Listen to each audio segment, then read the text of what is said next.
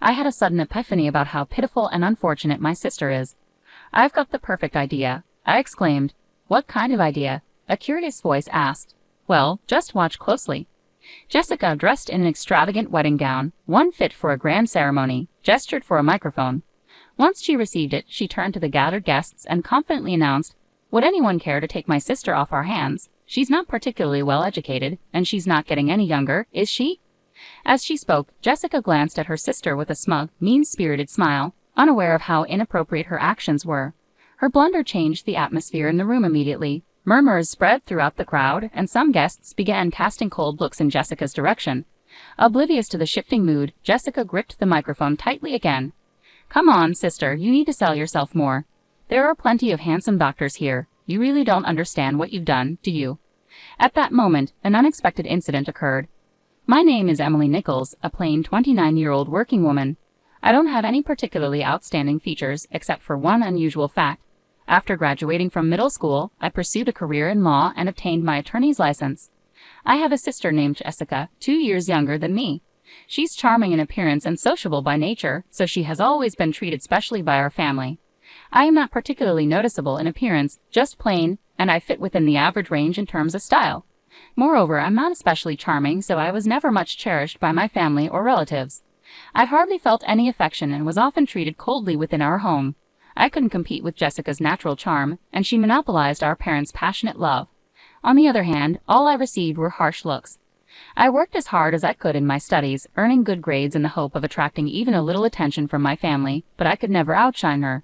Eventually, tired of striving for my family's love, I decided to take a different path. Giving up on being loved, I poured even more effort into my studies, dedicating myself to deepening my knowledge and finding my own worth. My efforts led to visible results, and I hoped that my academic success would one day lead to a word of praise from my parents. Holding on to this faint hope, I continued to study late into the night throughout my middle school years. I'd always maintained the top spot in my class and outpaced the other students in every test. Despite this, not once did I receive words of praise from my parents during those long school years. Instead, I was often met with what felt like reproach for my grades. "It's not just about being at the top. You need to get nearly perfect scores in every subject. Yes, even if you score 95% in science, it's not perfect," my mother would say. But this recent exam was really difficult. I protested. "Excuses again and again. Your insufficient efforts are why you end up with such results," she retorted, her voice sharp as ice. It was truly disagreeable. "Are you intending to flaunt those less than perfect grades?" All I could do was apologize. "Yes, I'm sorry," I murmured softly. No matter how much time and effort I invested, my results never matched my parents' idea of perfect. They never acknowledged my efforts. Any score less than 100% was just a reason for reprimand. But more than my parents' coldness, my sister Jessica's seemingly innocent words hurt more. "Oh, sister, you're not getting lectured again, are you?" she'd say, entering my private space without permission and smirking at my report card. Good grades and still scolded. "That's sad. I get praised for barely passing." "Did you come here just to say that?" I asked. "I was worried maybe you were down again, but I didn't expect such a cold reception." Jessica feigned concern. "If you were really worried, you wouldn't speak to me like that." That was my report. "See, that's your problem. You're always like this, so standoffish. That's why Dad and Mom don't show you love," she said, her gaze as cold as ice as she looked down on me with unmistakable contempt. For a brief moment, her attitude was palpable even as she departed. After she left, the sound of her cheerful laughter with our parents could be heard from the living room. I should have been used to this kind of situation by now, but the sadness that suddenly welled up inside me couldn't be contained, and tears began to streak down my cheeks. In my hand was the report card, crumpled beyond recognition in my clenched fist. I resolved once again to stand on my own and break free from this suffocating family environment. I determined that excelling in my studies and enhancing my abilities was essential for my escape. From that moment on, I threw myself into my studies with even greater zeal than before. One day, as the autumn breeze swept through the classroom windows, my father made an unexpected announcement. "Emily, you will not pursue high school. You'll immediately start looking for a job," he stated coldly. I was at a loss for words, unable to mask my confusion. "Why would you say something like that?" I asked, trying to keep my face expressionless. "Further investment in you is unnecessary," my father replied. "If you want to go to high school, pay for it with your own earnings. If that's impossible, then you have no choice but to give up." "But I'm still in middle school. Work opportunities are limited for me, I protested, my voice trembling. How am I supposed to? My protest fell on deaf ears. Then you must resign yourself to this, my father declared definitively. After discussing it with your mother, we decided to concentrate our finances on Jessica. We can't afford to spend more on you. That's not fair, I screamed internally, but my father's decision was unshakable. His abrupt words drained all the color from the world around me, painting everything in shades of gray. My mother and sister watched me, their faces wearing smiles that were uncomfortably gleeful. I understand much more now. For example, there were options to cover high school expenses, such as finding schools that offered tuition waivers or scholarships. However, back then, without the knowledge to access such information, I was simply devastated by the closure of my path to further education. From that day on, my passion for learning faded rapidly. The praises of my homeroom teacher, who had always admired my grades, rang hollow. The lack of attention to education at home made my prospects of advancing to higher education even more hopeless. Eventually, I stepped into the next stage of my life, working at a local factory immediately after graduation. At the time, I was not yet of age to live independently and support myself. Therefore, until I reached the age of 18, I continued to work as hard as I could. My salary from the job was primarily contributed to the household, and the meager amount I kept for myself was saved for the future. Those difficult days felt like crawling through an endless tunnel. On my 18th birthday, I finally left that house, leaving a single letter for my family. With my decision in my heart, I walked away from the home that now only existed in my memories. The family's reaction afterward was ironically as if I had never existed, complete silence, without a single phone call or letter. Initially, living apart from my family caused me heartache, and the loneliness cast a shadow over my days. However, as time passed, the loneliness gradually eased with the busyness of work. Since moving out and starting an independent life, the stress I had felt at home disappeared, and I began to experience a mental spaciousness I had never felt before. This newfound peace of mind reignited a new enthusiasm within me.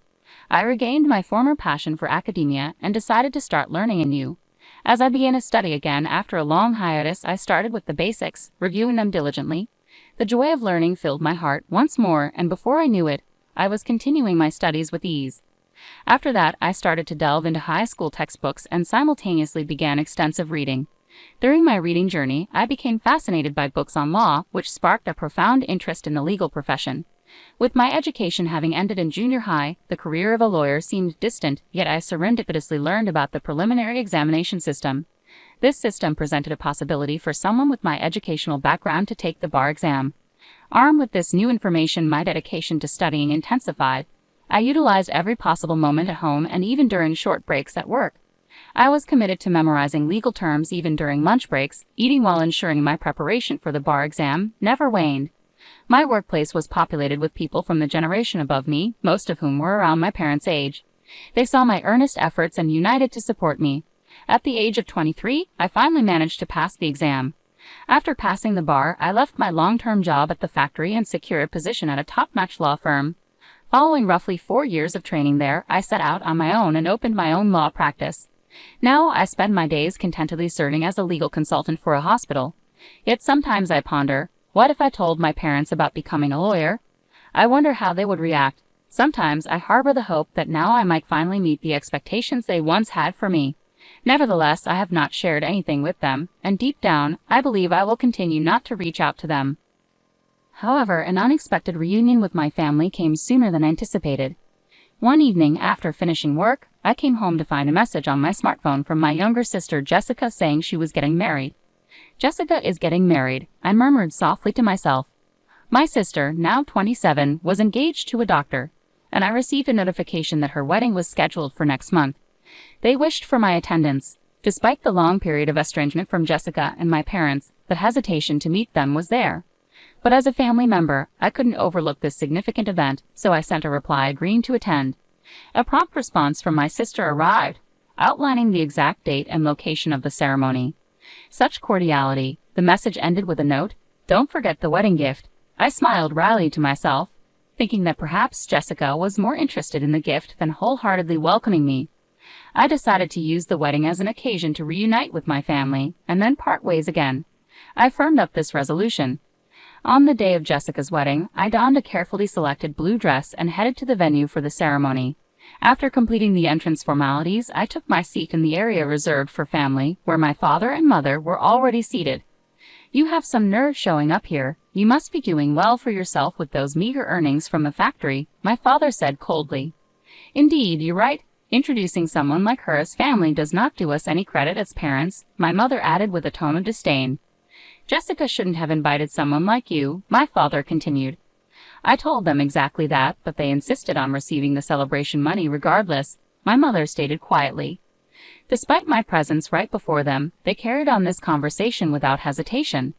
This was the reality I faced. A faint hope that sharing my side of the story might bridge the gap between my family and me existed, but it was swiftly shattered, crumbling inside me. Both my father and mother seemed to completely avoid any conversation with me.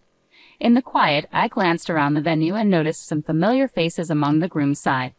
Hadn't I seen that person somewhere before? I mused to myself, feeling a sense of déjà vu with the person sitting next to them as well. While tracing my uncertain memory, I looked up the groom's name and my suspicion turned into conviction. The connection I had anticipated became clear. I couldn't entirely hide my faint surprise. Such a coincidence. It's almost like a twist of fate. I marveled at the thought. However, I decided to keep my emotions in check and spend the day quietly as part of the ceremony. As the program proceeded, the bride and groom made a glamorous entrance, followed by speeches and entertaining performances that softened the atmosphere. As time passed, the banquet gradually shifted to dinner and then to photo-taking sessions. Throughout this time, my parents got up without acknowledging my presence and moved towards the front where the bride and groom awaited. Jessica, as if drawn by a magnet, clung close to them, showing a happy smile with each photograph taken. While pretending to feel nothing about the scene unfolding before me, I focused silently on the meal in front of me. Unexpectedly, my sister Jessica quietly approached me. She came closer with a smile, but her eyes had a spark of something more than excitement to see her sister after so many years. It seemed like she was up to something else. Big sis, it's been such a long time, hasn't it? Are you happy to spend time together like this? She asked lightly. I nodded quietly, expressing my genuine thoughts. Yes, the banquet food is really wonderful, I said with a sarcastic smile. Jessica continued, you can't get such luxurious food at the factory you work at, can you? You should be grateful for this opportunity. Something inside me felt like it was being torn apart, but I didn't show it on my face. Jessica's words became sharper, tauntingly piercing me. Oh dear, did I upset you? I'm sorry, but it's natural for you to be envious, isn't it? Your little sister marrying a doctor and all. The phrase, I'm sorry, came from Jessica's mouth flippantly, as if it were a meaningless ornament. I kept my expression unchanged and quietly waited for her next move. At that moment, Jessica whispered in my ear, Big sis, because I feel sorry for you, I've come up with a great idea. Despite maintaining her composure, I could sense that Jessica had something up her sleeve. I asked with suspicion, a great idea. What is it? Jessica replied with satisfaction, you'll see. Just watch closely. Then, adorned in her elegant wedding dress, Jessica gathered the attention of everyone around as she received a microphone from the staff. Suddenly, she announced loudly to the guests, Ladies and gentlemen, you may not be aware, but my sister is here. She may not have the highest education or be the youngest, but if there is anyone kind-hearted enough, could you please take her under your wing? My face turned red. What are you saying, Jessica? I exclaimed. Jessica continued even louder. Although she doesn't earn much and leads a modest life, is there someone here who can brighten my sister's future? As the gazes of those around focused on me, my younger sister seemed to be enjoying my confusion with a smug smile. At that moment, a breathtaking scene unfolded. Jessica's blasphemous attitude escalated, and astonishingly, even our normally gentle parents chimed in with her tune. Please, treat her kindly. This frivolous comment from my parents was the last straw for me. Rage swirled within me. To ridicule a person so much at a time of happiness, how far will you go to be satisfied? I can't believe this. But now it was time for them to be confronted with reality. As the atmosphere shifted and murmurs increased throughout the venue, Jessica, unaware that she was once again the center of attention, cheerfully took the microphone and called out, Emily, look, there are so many doctors gathered here. It's your chance. I maintained silence, conveying a strong will through my somber gaze. This is the end for you. A confused Jessica could only respond with, I continued more calmly towards her, you'll understand soon just how terrible your actions have been. Just as Jessica tried to make an excuse, the groom suddenly raised his voice to address the venue. Wait, please, why are you leaving your seats? The venue was riveted by his voice. Looking towards the groom, it was evident that all his colleagues from work were standing up, heading for the exit. Even as the groom tried to stop them, a dignified man who appeared to be the hospital director spoke to the groom with determination. The recent remarks of the bride were so unpleasant that I'm in disbelief. I apologize, but we can no longer stay here. We will take our leave now." In response, the groom hurried to stop the hospital director, offering to take responsibility for her words and actions. "Please wait. I admit her words were inappropriate.